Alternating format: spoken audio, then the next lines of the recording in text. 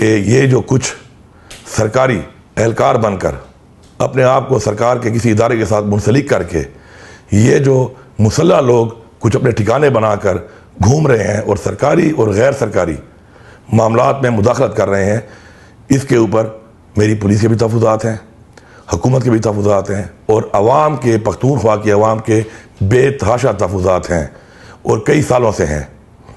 میں نے national action plan کی جو ہماری میٹنگ ہوئی وہاں پر، اس کے اندر بھی اس بات کی نشاندہی کی، اور آج واضح طور پہ میں یہ اعلان کر رہا ہوں اور میں پولیس کو یہ آرڈر کر رہا ہوں کہ اس کے بعد ایسا کوئی بھی شخص، ایسے عناصر کہیں پر بھی مسلح طور پر اگر پائے جاتے ہیں تو ان کو پولیس گرفتار کرے اور ان کے خلاف سخت قانونی کارروائی کرے۔ اگر ان کے کوئی ٹھکانے موجود ہیں تو ان ٹھکانوں پر بھی پولیس ان ٹھکانوں کے اوپر جا کر کارروائی کرے اور یہ ٹھکانے خالی کروائے اور کارروائی کرے، سختی سے کارروائی کرے۔ اور یہ اعلان پورے صوبے کے لیے ہے، اور پورے صوبے کے عوام سے میری گزارش ہے کہ دہشت گردی کے خلاف جنگ عوام کے بغیر نہیں لڑی جا سکتی۔ آپ بھی نشاندہی کریں۔ میں یہاں پر ضروری سمجھتا ہوں کہ دہشت گردی کے خلاف جنگ میں ہماری فوج نے جو قربانی دی،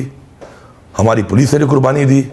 اور ہماری عوام نے جو قربانی دی، میں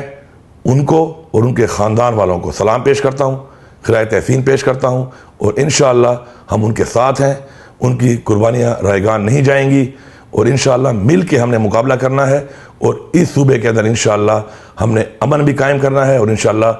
دہشت گردی کا بھی خاتمہ کرنا ہے۔ آپ سب کا بہت شکریہ۔